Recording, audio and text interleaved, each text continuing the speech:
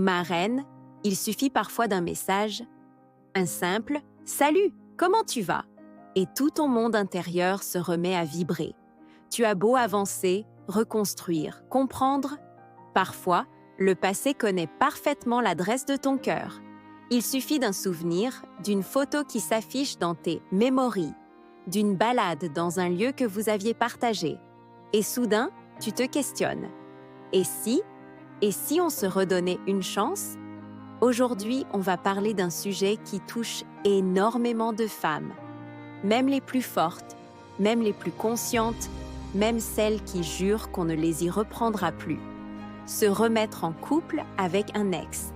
C'est un thème délicat parce qu'il touche à l'amour, mais aussi à la vulnérabilité, à la mémoire, à l'attachement, au regret, à l'ego et parfois à l'illusion. Dans cette vidéo, marraine, je ne vais pas te dire quoi faire. Je vais t'aider à voir clair, vraiment clair. On va explorer ensemble. Pourquoi tu repenses à ton ex, même si tu sais que ça n'est pas toujours une bonne idée? Ce que la psychologie nous apprend sur les retours en arrière. Les pour, parce qu'il y en a. Les contre, parce qu'ils sont souvent plus nombreux qu'on ne veut l'admettre. Des résultats d'études pour sortir du fantasme. Des exemples de couples célèbres, parce que même les stars vivent les mêmes cycles que nous.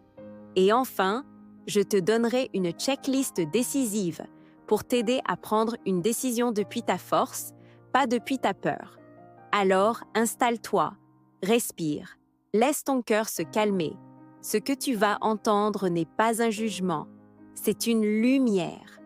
Une lumière pour t'éviter les répétitions, les illusions, et pour protéger ta paix intérieure, la plus précieuse de tes richesses. Repenser à son ex ne signifie pas que tu veux vraiment revenir. Ça signifie que tu es humaine. Une relation laisse des traces, pas seulement dans notre mémoire, mais dans notre cerveau, dans nos hormones, dans notre attachement. Quand tu t'attaches à quelqu'un, tu crées des chemins émotionnels, des routines, des habitudes, des scripts relationnels que ton cerveau reconnaît comme familiers. Et la familiarité, c'est une forme de sécurité. Même si la relation était toxique, même si la fin a été douloureuse. Le cerveau préfère l'inconfort connu au vide inconnu. Et puis, il y a la vérité que beaucoup n'osent pas dire.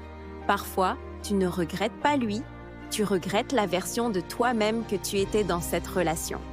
Tu regrettes les moments où tu te sentais désirée, ou comprise, ou passionnée. Tu regrettes ce qu'il t'apportait, même si c'était insuffisant. Parce que l'être humain ne revient pas vers la personne, il revient vers l'émotion que la personne procurait.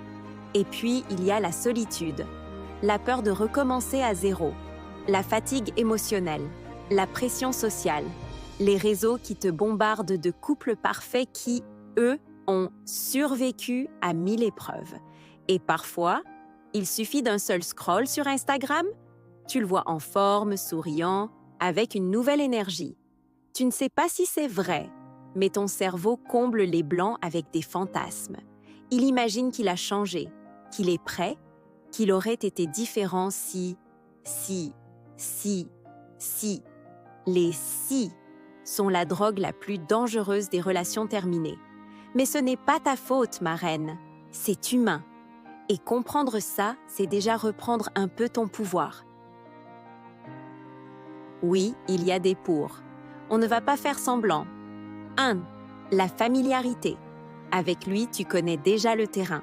Tu sais comment il pense, comment il réagit, ce qu'il aime, ce qu'il déteste. Tu sais comment communiquer avec lui, même si c'est parfois maladroit. Cette familiarité donne l'impression d'une relation plus facile que d'en commencer une nouvelle. 2. L'histoire. Vous avez vécu des moments forts. Vous avez peut-être construit des choses ensemble. Parfois, l'histoire commune donne l'impression qu'il reste quelque chose à sauver. 3. La maturité. Certaines ruptures arrivent trop tôt, trop vite. Par immaturité, par manque de communication, par stress extérieur. Et quand deux personnes évoluent réellement, il arrive que la seconde chance soit meilleure que la première. 4. Les contextes spéciaux. Enfants, maison, projet commun, cercle social partagé. Parfois, la réconciliation semble être la manière la plus stable de protéger une famille. 5. Le travail sur soi. S'il y a eu prise de conscience, thérapie, remise en question, alors oui, il existe des histoires où deux personnes se retrouvent apaisées, transformées, alignées.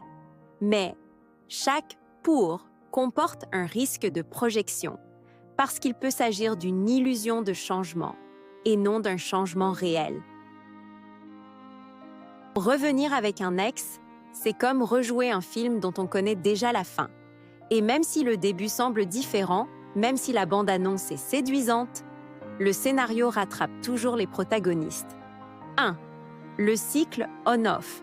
Les études sont formelles. Les couples qui rompent et se remettent ensemble plusieurs fois ont moins de stabilité, plus de conflits, plus de doutes et plus de souffrance émotionnelle. Ces relations consomment l'estime de soi comme un feu consomme de l'oxygène. Elles brûlent plus qu'elles ne réchauffent. 2. Les schémas non résolus.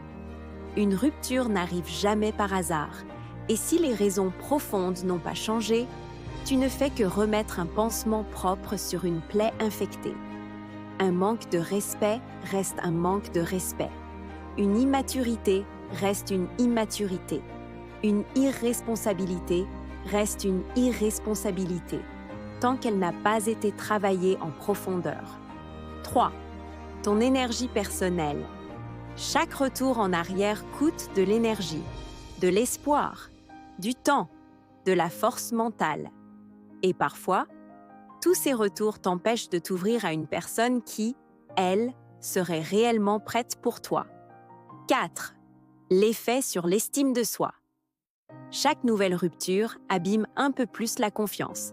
Tu te mets à douter de ta valeur, à te demander si tu mérites vraiment plus, à t'adapter, à t'excuser, à espérer, au lieu d'être choisi, respecté, honoré. 5. La mémoire sélective. Tu te rappelles les bons moments, tu oublies les fois où tu pleurais, les fois où tu attendais, les fois où tu te sentais seul alors que tu étais en couple, les fois où tu t'es effacé pour maintenir la paix. La nostalgie n'est pas la vérité, c'est une version romancée du passé.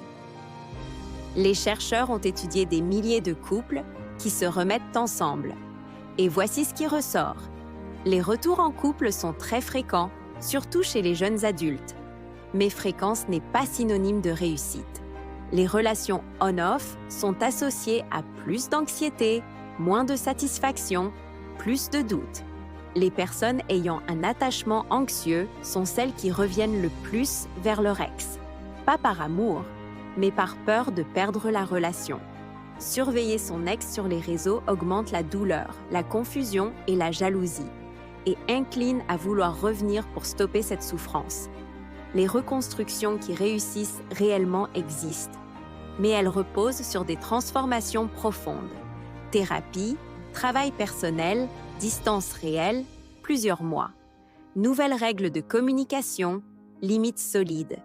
La science confirme ce que l'intuition féminine ressent. Une relation ne change pas parce qu'on l'espère. Elle change quand les comportements changent réellement. Même les couples iconiques traversent les mêmes cycles. Elizabeth Taylor et Richard Burton. Amour passionnel, mariage 2 fois, 2 divorces. Une relation intense, légendaire, mais incapable de trouver la stabilité. La leçon à retenir est que la passion n'est pas un remède. Elle amplifie tout, le bon et le destructeur. Jennifer Lopez et Ben Affleck. Reconnexion spectaculaire. Mariage. Puis, à nouveau, l'instabilité, la distance, les divergences. La leçon à retenir ici est que même après des années, même après une seconde chance, si les blessures profondes ne sont pas guéries, elles reviennent toujours. Ces histoires ont une morale. L'histoire ne garantit pas la compatibilité. Avant d'envisager de revenir avec un ex, pose-toi ces questions. 1. Qu'est-ce qui a changé concrètement? Pas dans ses mots, mais dans ses actes, dans sa posture, dans ses résultats. 2. Est-ce que tu veux revenir par amour ou par peur? Peur de la solitude, peur de recommencer, peur de gaspiller l'histoire, peur du regard des autres. Si la peur est aux commandes, arrête-toi. 3. Est-ce que tu te sens en sécurité avec cette personne? Sécurité émotionnelle, sécurité mentale, sécurité affective. 4. Est-ce qu'avec lui, ton estime de toi grandissait ou diminuait? 5. Serais-tu heureuse si rien ne changeait? Si la réponse est non, tu connais déjà la conclusion. Maintenant, ma reine, ferme les yeux, respire profondément. Imagine ton ex devant toi aujourd'hui. Regarde son visage, regarde son énergie. Observe la première émotion qui naît en toi. Maintenant, projette-vous 1 an dans le futur. Imagine que rien n'a changé. Les mêmes disputes, les mêmes frustrations, les mêmes promesses, les mêmes excuses. Que ressens-tu? Léger ou lourde? En paix ou en tension? Ton corps sait, ton intuition sait, ton cœur sait. Ton job, c'est de l'écouter. Ma reine, se remettre avec un ex n'est pas un échec. C'est une décision qui peut t'élever ou t'enfermer dans un cycle qui te vole ton énergie. Tu ne dois rien à ton passé. Tu ne dois rien à la nostalgie. Tu ne dois rien au si. Tu dois tout à ta paix intérieure. Tu dois tout à ta croissance. Tu dois tout à ta dignité émotionnelle. Parfois, la vie nous demande de fermer une porte, non pas parce que ce qu'il y avait derrière était mauvais, mais parce que tu mérites d'ouvrir une porte encore plus grande, encore plus riche, encore plus stable. Si tu dois retenir une seule chose de cette vidéo, l'amour n'avance pas en arrière, il avance en avant, vers la version de toi qui s'aime assez pour ne plus courir après ce qui l'a blessé. Merci d'avoir été là. Si ce message t'a parlé, laisse un commentaire, partage ton expérience, abonne-toi à Mental de Reine.